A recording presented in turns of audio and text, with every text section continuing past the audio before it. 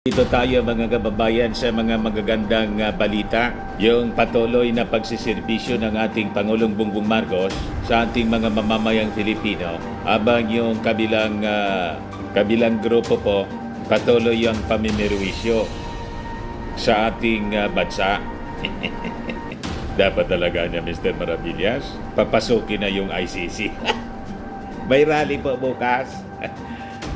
From 7 o'clock in the morning hanggang 11 sa harap ng Senado habang ipagpapatuloy bukas yung authentication po ng document. Nagbabagang mga balita at pagtalakay sa mga isyu ng lipunan. Pulsa, opinyon, banat at paglalantad sa katotohanan. Pulsa, what you see is what you get. You decide. Sa PDEA leaks, simple lang po yung authentication ng dokumento. Puncher lang po ang katapat. Kaya sabi ko sa post ko, paano mag-authenticate ng documents ngayon? Madali lang. Madali lang po. Butasan mo lang ng puncher.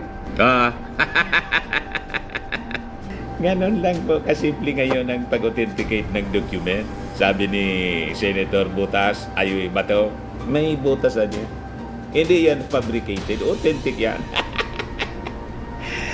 May ganon na niya talaga, Mr. Maravillas. Dapat paniwalaan po ninyo kasi top investigator po itong si Bato. Sinira lang niya yung kanyang credential. Mga kababayan na sa top investigator, puncher lang ang katapat.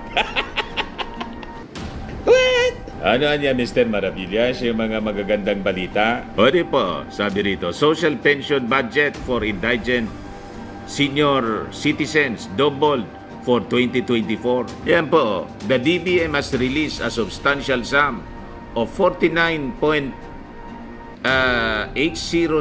billion pesos to the DSWD chargeable against the fiscal year 2024 General Appropriations Act to cover the increased government monthly allowance for over 4 million indigent senior citizens nationwide. Ganon kamahal ng ating Pangulong Bongbong Marcos, mga kababayan, ang mga mamamayang Filipino. Ayan o.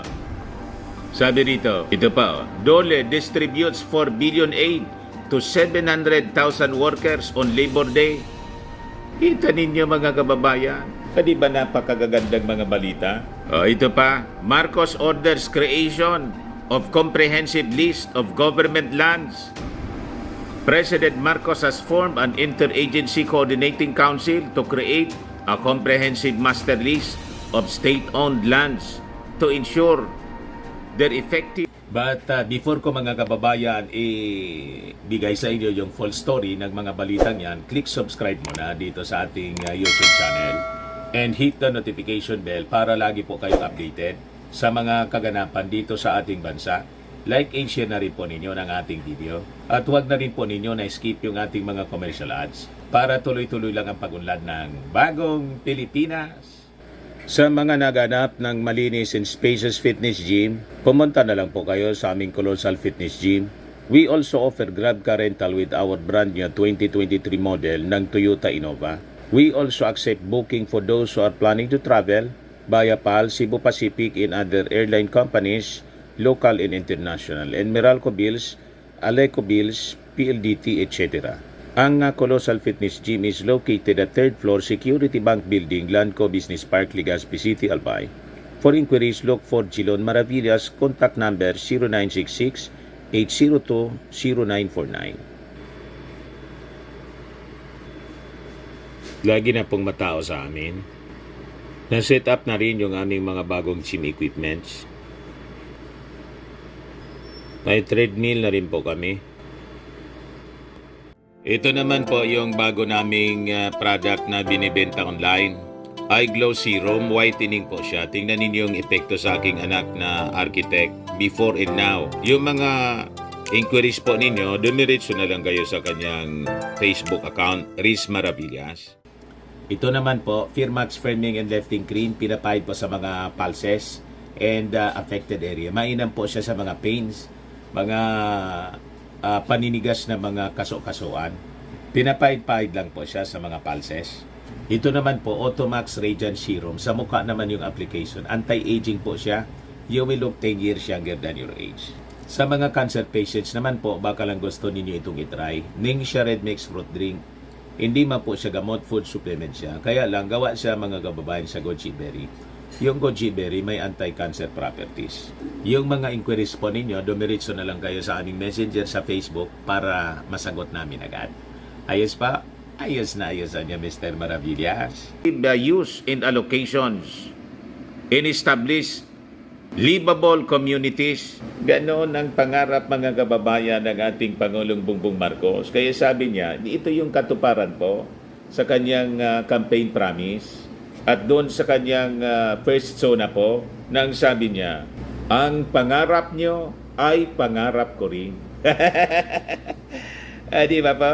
Ito pa, yung Department of Human Settlements o DHSUD is set to sign an agreement with the National Real Estate Association that could pave the way to the construction of 1 million houses for informal settlers and low-income earners. Ganyan kasigasig po ng ating Pangulong Bongbong Marcos. Gusto niya wala ng mahirap, wala ng squatter or mga informal settlers. Lahat may bahay. Dapat talaga niya, Mr. Maravillas, kasi hindi ito matatapos ng ating Pangulo in his term. Kailangan na niya talaga ma-amend yung ating konstitusyon para mapaintulutan yung ating presidente na mag-seek ng re-election.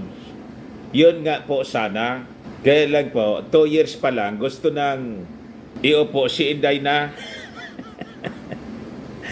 Kaya yung mga Marcos loyalist mga kababayan, may rally bukas, papasokin na yung ICC para yung mga perwisyo dito sa ating bansa, alad ka rin na po papunta doon sa dahig. At si Inday po, may panawagan na ngayon yung mga Marcos loyalist. May rally po. Hindi lang yung bukas. May rally din po. May 15 yata yon. Hindi ko matandaan. Anyway, announce na lang yan sa mga susunod na araw. Ang panawagan po, Inday resign. Kasi po, very selfish ang motibo po nitong mga taga-Tinta Kingdom. And in fact, magsasagawa na naman yata ng panibagong destabilization rally, yung nausog rally po. Pero hindi man po pinapansin ng ating Pangulong Bongbong Marcos. Tuloy-tuloy lang siya sa pagsiservisyo sa ating mga mamamayang Filipino. Kasi yung kanyang efforts mga kababayan ay nagkakabunga na po. Ito nga po, sabi rito sa balita, self-rated poverty hunger decline in first quarter of 2024, sabi po sa Okta Research. 42% or an estimated of 11.1 million Filipino families considered themselves poor in the first quarter of 2024. 11% or an estimated 2.9 million families experience involuntary hunger during the same period. Pero po, nabawasan na yung mga nagugutom. So sabi dyan, fewer Filipinos experience poverty and hunger in the first quarter of 2024 based sa Okta Research. So dati, 45% sa ating mga mamamayang Filipino families ang nagugutom. Ngayon, 42% na lang. The 3% decrease representing approximately 800,000 families, while modest, it still represents a continuing downward trend in self-rated poverty observed since July 2023. Sabi po sa resulta ng Okta Research. So nakita ninyo mga kababayan, may epekto yung serbisyo na ginagawa ng ating Pangulong Bongbong Marcos. Hindi po siya tumitigil. Nandyan po si Martin Romualdez. Ikot ng ikot po. Galing lang po dito sa amin. Ikot ng ikot po sa buong Pilipinas para asikasuhin po ang pangangailangan ng ating mga mamamayang Pilipino. Abang yung mga Duterte po, yung nausog, ikot ng ikot sa buong Pilipinas para magplat po ng kudita. Destabilization po ang kanilang objective at iupo si Inday. Pang sarili lang po. Tingnan ninyo naman ang ating Pangulong Bongbong Marcos. Ipinag-utos niya yung creation ng comprehensive list of government lands. Bakit daw? Sabi rito, in his administrative order, the President said, the consolidation of master list of all government lands would boost the administration's Philippine Development Plan, PDP 2023 to 2028. One of the key strategies identified in the PDP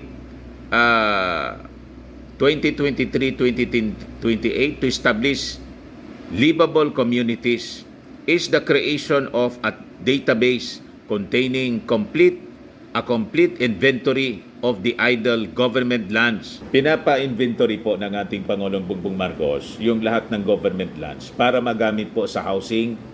Doon mga kababayan i-implement yung mga pabahay ng ating Pangulong Bongbong Marcos. So madali na lang po siya.